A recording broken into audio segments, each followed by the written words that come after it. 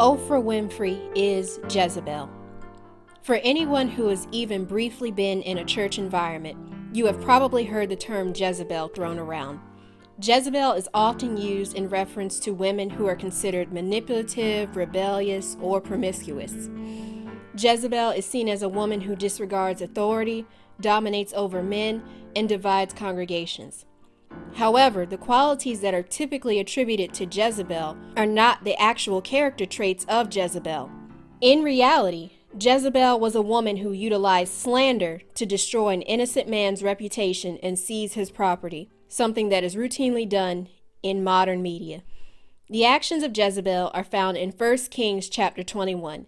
King Ahab, Jezebel's husband, coveted the vineyard of his neighbor Naboth. When Naboth refused to sell his vineyard to King Ahab, Jezebel devised a plan to steal it from him. Jezebel instructed the noblemen of the city to craft false charges against Naboth, saying that he cursed God and the king, and to have him stoned to death. The men complied with the order, slandered Naboth, and carried out the death sentence based on their false allegations.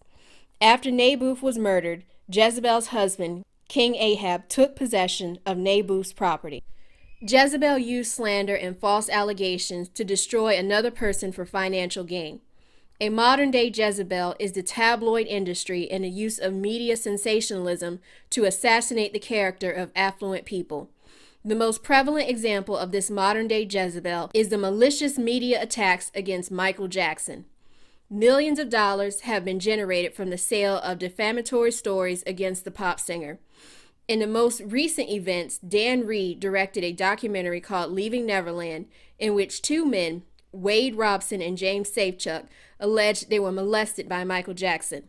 Although ripe with inconsistencies, false information, and ignoring the lack of credibility among the two accusers, the documentary was sold to HBO and other media platforms and was fully endorsed by Oprah Winfrey. Much like Naboth in the Bible, Michael Jackson suffered malicious character assassination, and after his death, his accusers have attempted to profit from his estate. As a result of this slanderous documentary, various radio stations have stopped playing Michael Jackson's music. Louis Vuitton has dropped articles of memorabilia clothing lines containing imagery of the singer, and the lies continue. Michael Jackson was found not guilty on all counts of child molestation in 2005. Later accompanying that not guilty verdict was the release of an FBI investigation in which he was also found to be clear of any criminal activity. However, the media functioning as Jezebel has used the documentary Leaving Neverland to circumvent his innocence in a kangaroo court of public opinion. And yet, again, I say, other than all the evidence which was for the court cases in which Jackson was finally acquitted, did you unearth any new hard evidence which says that Michael Jackson's a paedophile? Because right now, his whole reputation is being completely trashed by this documentary. I don't know the answer, I'm just asking. To talk about hard evidence, soiled underwear 20 years later, I'm sorry, that's, in paedophile cases, if this were tried in a court, it would be the evidence of these two very credible witnesses. But it was tried in court, though. Well, the Wade Robson and James Safechuck were never... No, because they were giving evidence in support of Michael Jackson. The accusers, Wade Robson and James Safechuck, have exploited the death of Michael Jackson to gain a platform for their lies, since the pop star is not alive to defend himself. The inconsistencies in the accusers' stories would be examined in a court of law if formal charges were brought against Michael. For example, James Safechuck claimed that he was sexually abused between 1988 and 1992 from ages 10 to 14. In his allegation, Safechuck stated that the abuse took place in a room above the train station at Neverland Ranch. However, construction on the train station didn't even begin until 1994 and completed the next year in 1995. So the train station where Safechuck claimed he was abused did not even exist at the time he claimed he was molested. Another factual inconsistency is Wade Robson had previously testified under oath twice that Michael Jackson had never sexually abused him. So in making his claim of sexual abuse, Wade Robson perjured himself. So have your memories changed as you've gone through that process? They've evolved.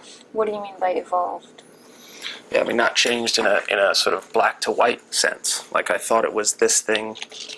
Well, I mean, they have as far as prior to the healing process, right? Prior to disclosing.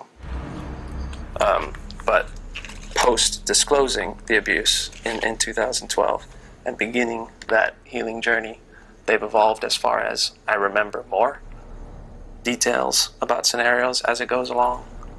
You know, it evolves, details get added to. Robson also claimed that his allegations are not financially motivated. Yet the documentary fails to mention that after Wade Robson was passed over for a job directing and choreographing the Cirque du Soleil 1 show that spotlighted Michael Jackson, he started struggling financially. After this rejection, Robson started to make claims that he was sexually abused, contacted literary agents seeking a book deal, and sued the Michael Jackson estate for $1.62 billion. Wade Robson's case was dismissed in court.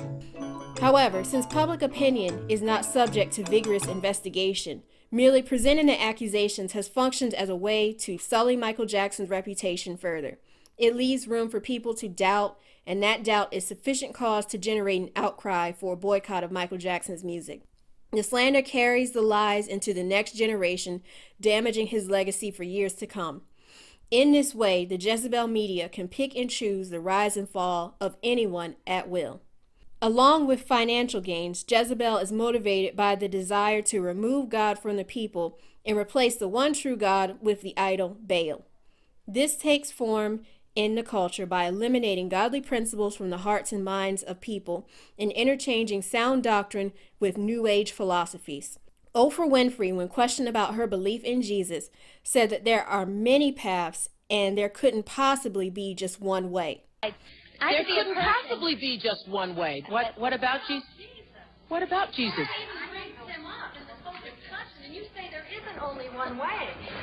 There is one way and only one way, and that is through Jesus. There couldn't possibly be with the millions of people in the world. There couldn't possibly be. Oprah Winfrey has led many people astray with her New Age teaching on spiritualism, claiming that salvation comes from self rather than the redeeming blood of Jesus. During Michael Jackson's life, he often attributed his success to God and stated, "I will never stop helping and loving people the way Jesus said to." And Jesus said to love the children and be like children, be youthful and be innocent and be pure and honorable. He was talking to his apostles, and they were fighting over who's the greatest among themselves. And he said, whoever humbled yourself like this child is the greatest among me. And he always surrounded himself with children. And that's how I was raised, to believe and to be like that and to imitate that. I love to do things for children, and I try to imitate Jesus. And I'm not saying I am Jesus. I'm not saying We're clear on that. Right. I'm trying to imitate Jesus in the fact that he said to be like children, to love children, to be as pure as children are, and to make yourselves as innocent. Michael's open profession of Jesus is a stark contrast to Oprah's denial of the Lord. Oprah Winfrey may not have had the same financial motivation in attacking Michael Jackson, but she led the crusade as Jezebel in her idolatry. As Jezebel, Oprah Winfrey legitimized the false witness of two scoundrels, Wade Robson and James Safechuck, resulting in the continued character assassination of Michael Jackson, a believer in Jesus the Messiah. In Revelations chapter 2, verse 20, Jesus warned his followers about tolerating that Jezebel woman. Often the term Jezebel has been misdirected towards strong-willed, independent women. However, the true behavior of Jezebel is someone who uses slander in order to destroy another person's character for financial or idolatrous gains. The actual Jezebel of this era is the media, led by Oprah Winfrey. The body of believers must stop tolerating Jezebel. We must remove ourselves from her and take action to hold the media accountable for spreading lies. Together, we have to boycott Oprah and send a clear message that we will not allow Jezebel to rule over us. Boycotting Oprah is more than just vindication for one man, but it is also a movement to protect the lives and reputation of anyone who professes Jesus as Lord. If Oprah Winfrey can get away with defaming Michael Jackson, then she, along with the rest of the Jezebel media, will be able to slander anyone at will. When facts are not required in journalism, when personal vendettas are allowed to shape representation in the public eye, when there is no accountability in the media, Jezebel has won. Therefore, boycotting Oprah is not just a matter of virtue, but the duty of anyone who serves God and his son, Yeshua, Jesus. So take a stand. Cancel any Oprah magazine subscriptions you have. Unsubscribe and cancel all memberships to Oprah's websites. Boycott any Apple streaming programming that involves Oprah. Cancel the Oprah-endorsed Weight Watchers program. It's not working anyway. Call your cable subscriber and switch to a package that does not include the Oprah Winfrey Network. Make your voice heard and remove yourself from the Jezebel media.